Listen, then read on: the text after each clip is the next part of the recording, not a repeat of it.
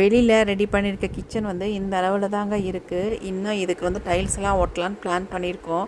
காலையிலே எழுந்து துணியெல்லாம் துவைச்சி காய போட்டேன். வெயில் பாருங்கள் எந்த அளவுக்கு அடிக்குது. முதல்லாம் மரம் இருக்கும், வெயில் இருக்காது. இப்போல்லாம் அந்த மரத்தெல்லாம் எடுத்ததுனால சுள்ளுன்னு வெயில் அடிக்குது. இதுக்கு ஏதாவது ஒரு வழி பண்ணணும்னு நினச்சிக்கிட்டு இருக்கோம். அந்த வேலையெல்லாம் ஆரம்பிக்கணும் அப்படின்னா முதல்ல இந்த தென்னை மரம் மூணையும் நம்ம எடுத்தே ஆகணும். எடுத்ததுக்கு அப்புறம் தான் மற்ற வேலையை பண்ணலாம் அப்படின்னு நினச்சிக்கிட்டு இருக்கோம்.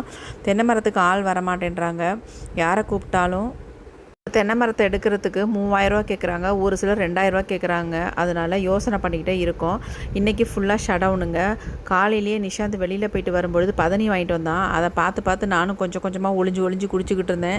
அப்புறம் மதியத்துக்கு சீக்கிரம் சமைச்சிருங்க அப்படின்னா, ஏன்னா மதுரைக்கு போகிறதுனால சீக்கிரம் சாப்பிட்டுட்டேன், கிளம்புறேம்மா அப்படின்னு சொல்லிட்டு 2 மணிக்கெல்லாம் கிளம்பிட்டான். அவன் ஃப்ரெண்ட்ஸோட ஒரு முக்கியமான வேலை அப்படின்ட்டு மதுரை கிளம்பியாச்சு. அனுப்பி விட்டுட்டு எனக்கு போராக இருந்துச்சு, என்ன பண்ணுறதுன்னு தெரில. வெளியில் ஏதாவது செடிங்களை நட்டு வைக்கலாம் அப்படின்ட்டு ஆர்ஓக்கு யூஸ் பண்ணிவிட்டு வேணான்னு தூக்கி எறிகிற இந்த ஃபில்ட்ரு தான் எடுத்துக்கிட்டேன். அதில் வந்து ஃபுல்லாக தண்ணியை ஊற்றிட்டு மணி பிளான்ட் எல்லாமே கட் பண்ணி அதை உள்ளே போட்டு விட்டேன். நல்லா அழகாக இருக்குது பார்க்குறதுக்கு. இந்த பக்கமும் நல்லா மணி பிளான்ட் சூப்பராக வந்திருக்குங்க. அப்படியே எனக்கு டைம் பாஸ் ஆயிடுச்சு. மணியும் 5 மணி ஆயிடுச்சு. கரண்ட்டும் வந்துருச்சு. வந்தவொடனே தான் நிம்மதியாக இருந்துச்சு. எங்கடா நிம்மதியாக இருக்குன்னு நினச்சா கிச்சனை வந்து பார்த்தவொடனே பக்குன்னு இருந்துச்சு. அவ்வளோ மோசமாக கிடந்துச்சு.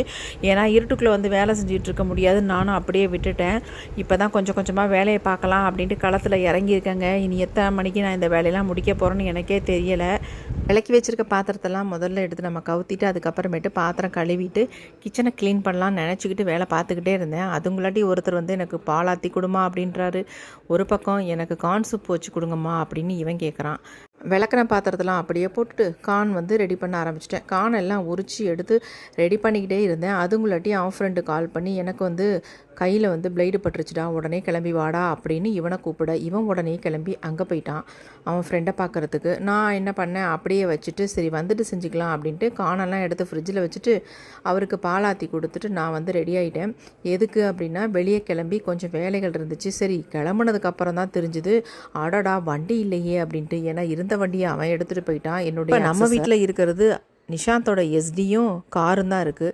எஸ்டியில் உட்காந்தா அவ்வளோதாங்க, நான் கீழே விழுந்துருவேன். அதனால் நான் வரமாட்டேன்ப்பா அப்படின்னு நான் சொல்லிட்டேன். அதனால் கார் எடுங்க, 2 பேரும் வெளியே போயிட்டு வந்துடலாம் அப்படின்ட்டு நானும் அவரும் கார் எடுத்துகிட்டு போய் கொஞ்சம் ஆனியன்லாம் வாங்கிட்டு டைல்ஸ் கொஞ்சம் வாங்கிட்டு இந்த வேலையெல்லாம் முடிச்சுட்டு நைட்டு வர 8:30 ஆயிடுச்சுங்க.